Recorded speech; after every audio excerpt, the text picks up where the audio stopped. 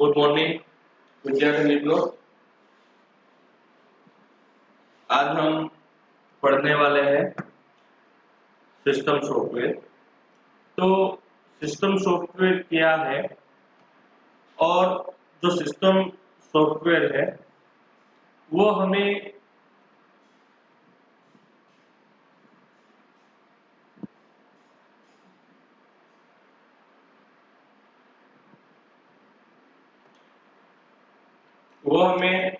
किस प्रकार से रिक्वायरमेंट है वो देखेंगे।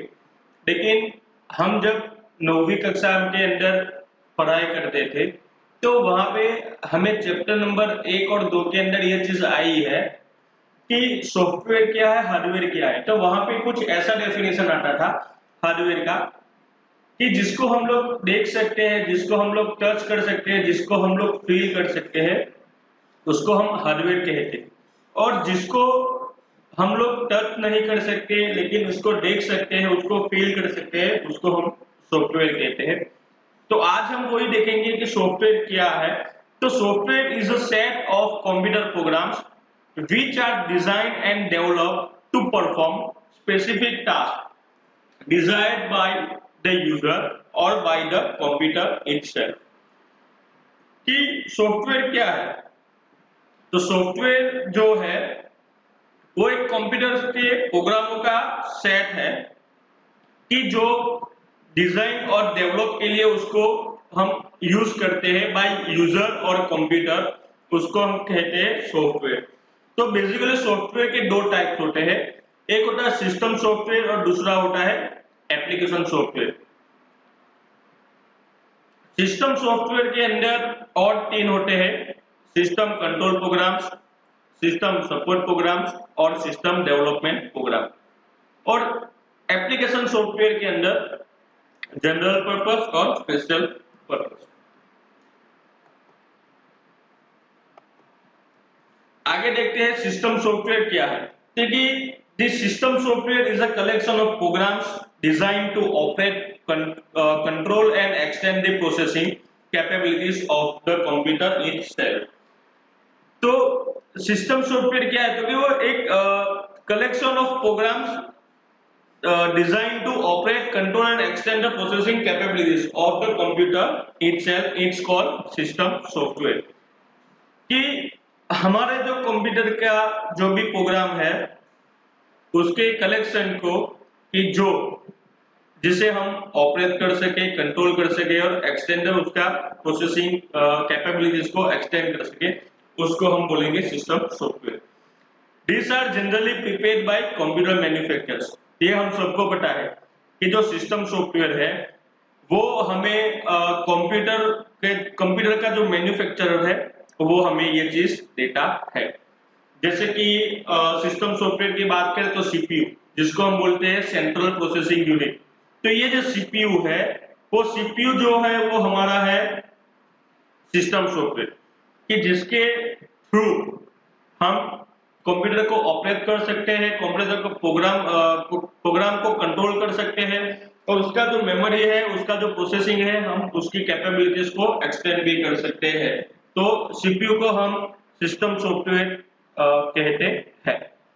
This software perform a variety of functions like file editing, storage management, resource accounting, input output management etcetera. तो कि तो हमारा जो सिस्टम सॉफ्टवेयर है वो बेसिकली कुछ ना कुछ फंक्शंस को वो परफॉर्म करता है। वो कौन से फंक्शंस है? जैसे कि फाइल एडिटिंग, फाइल बना भी सकते हैं, फाइल को एडिट भी कर सकते हैं। स्टोरेज मैनेजमेंट, हमारा जो डेटा कंप्यूटर के अंदर स्टोर होता है उसका भी वो मैनेजमेंट करता है।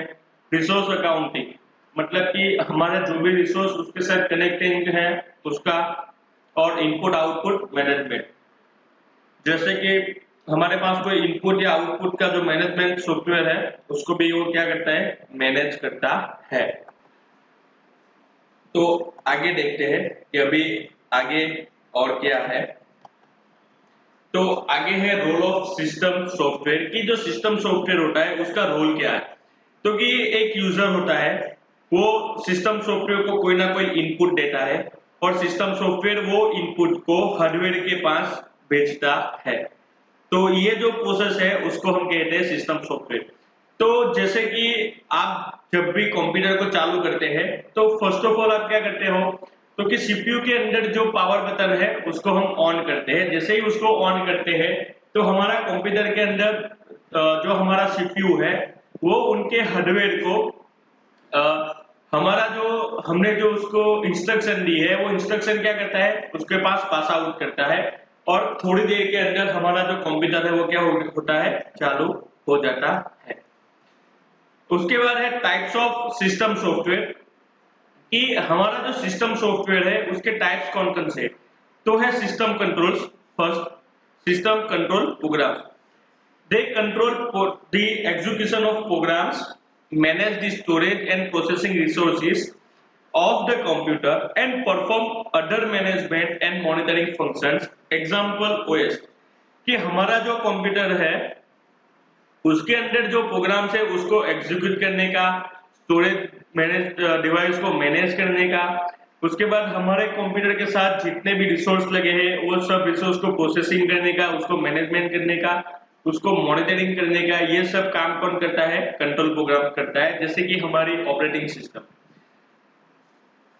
System support programs, they provide routine service functions to other computer programs and computer users. Example utility programs. हमारे जो कंप्यूटर की बात करते हैं तो कंप्यूटर के अंदर जब भी कंप्यूटर को हम चालू करते हैं तो उसकी बेसिक रूटीन प्रोसेस रहती है। जो प्रोसेस हमारे करता है उसको हम कहते हैं सपोर्ट प्रोग्राम।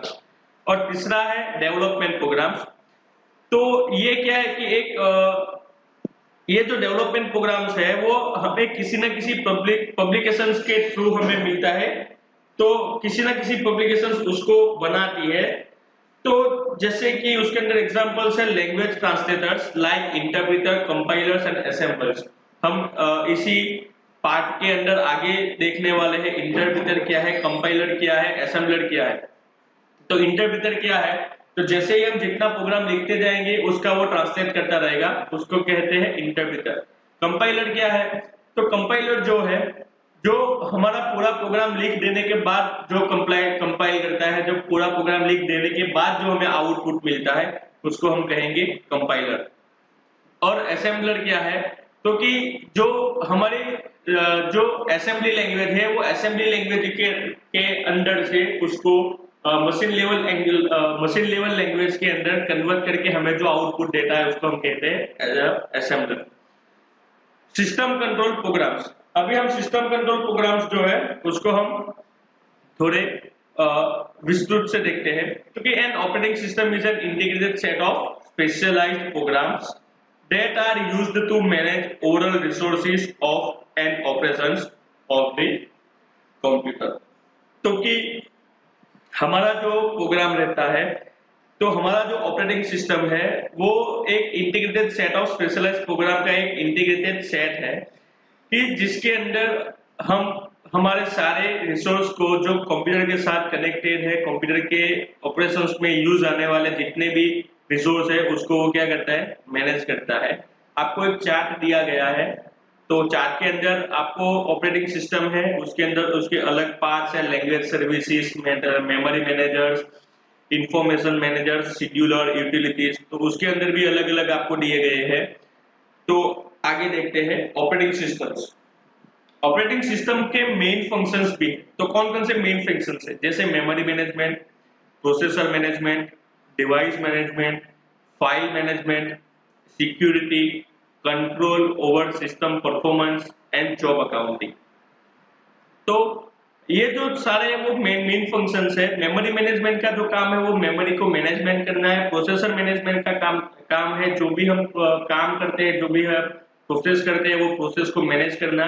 डिवाइस मैनेजमेंट, हमारे कंप्यूटर के साथ जो भी डिवाइस कनेक्टेड है उसको उसको मैनेजमेंट करने का काम डिवाइस मैनेजमेंट का। फाइल मैनेजमेंट, हम जो भी फाइल बनाते हैं उसको मैनेजमेंट करने का। सिक्योरिटी, हमारे कंप्यूटर के अंदर हम जो पासवर्ड्स वगैरह देते हैं उसको हम कहते हैं सिक्योरिटी। तो वो जो सारी चीज है उसको मैनेज करेगा security. Control over system performance, कि हमारे जो सिस्टम का ओवरऑल परफॉर्मेंस है उसको कंट्रोल करने का काम किसका है?